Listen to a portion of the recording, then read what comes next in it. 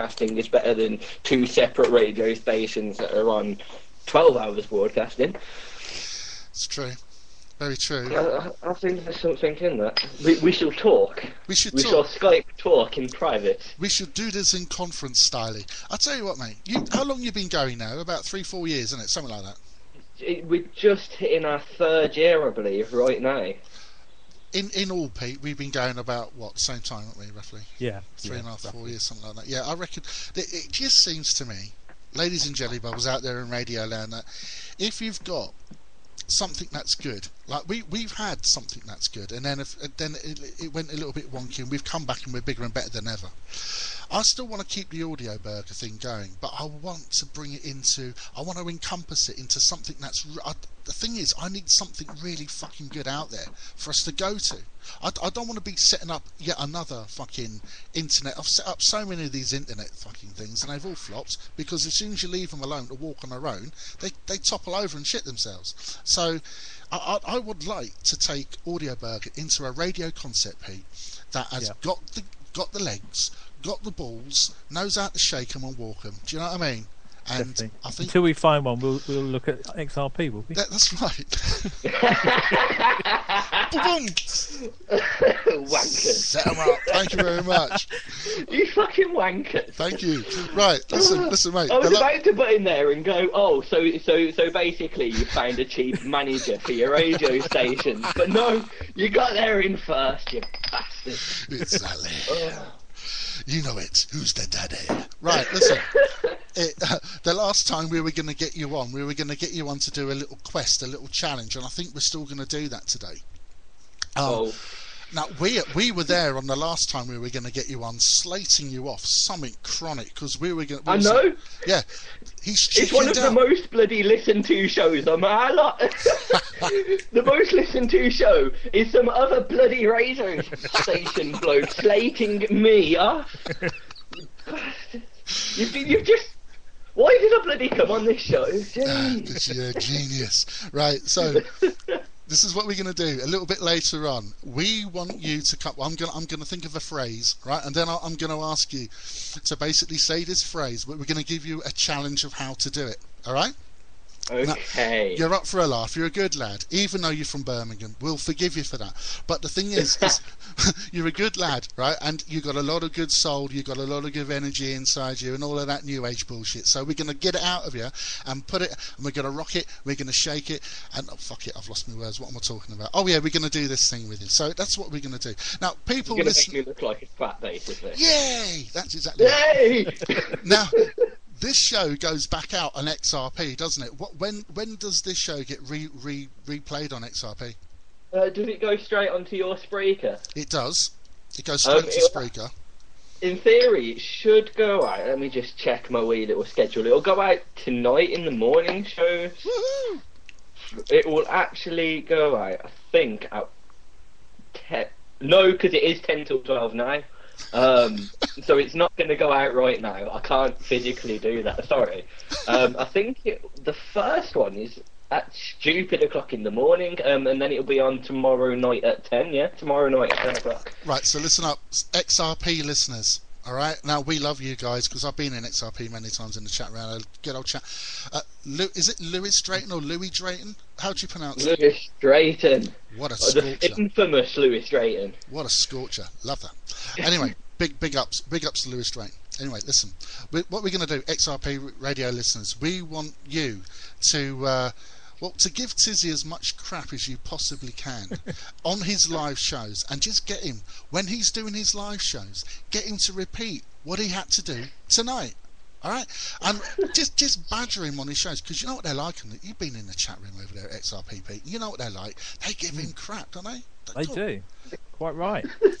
And I think they should do it even more. People in the chat room here at audioburger.com, I want you to, to encourage Tizzy to get into the spirit of being a stupid DJ, because if we're going to do this kind of Audio Burger XRP kind of thing, Tizzy, you're going to have to get into the mode of where we are, and that is fucked up, brother. Yeah, down to our level, Tizzy. That's how you got to do it. Now then, that's how we're going to rock it. And I've only just got over a torrent of abuse on email of people trying to get me to abide by Watershed. Yeah. Oh dear. You don't need all that. I mean, the thing is, I mean, with watersheds, I mean, do you abide by all that, Paul? I mean, really? There are times when there is an occasion where I know particularly the age of the people that are listening, and I may not go as sick and weird as I would normally go with them out there. But if you've ever heard any of our late night sickness shot shows, you'll realise that nothing is out of bounds. That's it. Well, but yeah, occasionally, it's a funny one because I actually about a year and a half ago had a month, about a month, 2 months off. I descended into the pit of struggles and needed someone else to take over from me. So I had the wonderful Caitlin DeVere, who currently runs Not for Pigeons, which is like a one-off show that she does every now and then on Facebook. And she really kind of tidied everything up. Actually, she made it very commercial radio station. We had a watershed, and we had a certain amount of tracks, and we had an A list and a B list and a C list and all that kind of crap. Right. And then I came back on the scene, and to be honest, really pissed her off by throwing everything she did out the window. Which is really bad, because I have to say, Caitlin DeVere, and you should check it out, Not for Pigeons on Facebook, does a fantastic show, and she's a great reviewer. But she now hates me because she thinks I'm a cunt for ruining all her plans. I had a chat with Kate actually. Was it about a year and a half ago? I had a chat with her. She's a lovely lady. I had a chat with her on Skype, and she was quite forthright about cleaning some of my shows up if we were to do any kind of podcast situation and stuff like that. And bless her, love her, hug her, squeeze her. I thought this isn't going to work. But no, she's got she knows what she's doing there, and exactly. But do you know what, with the watershed thing, this whole kind of restraint on what you can and can't say. Do you know what? Most of our listening audience out there, they're above the age of consent. You know, they're all above. Well, some of them don't act it. The way I see it is, I mean, did you see that Eton mess picture that was floating around Facebook? Yeah.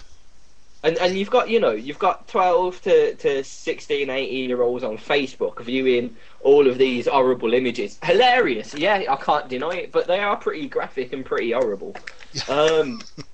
But so if you're allowing your kid on the internet on Facebook, and then they're listening to an internet radio station that, and neither of us can deny, are quite well marketed and based on Facebook.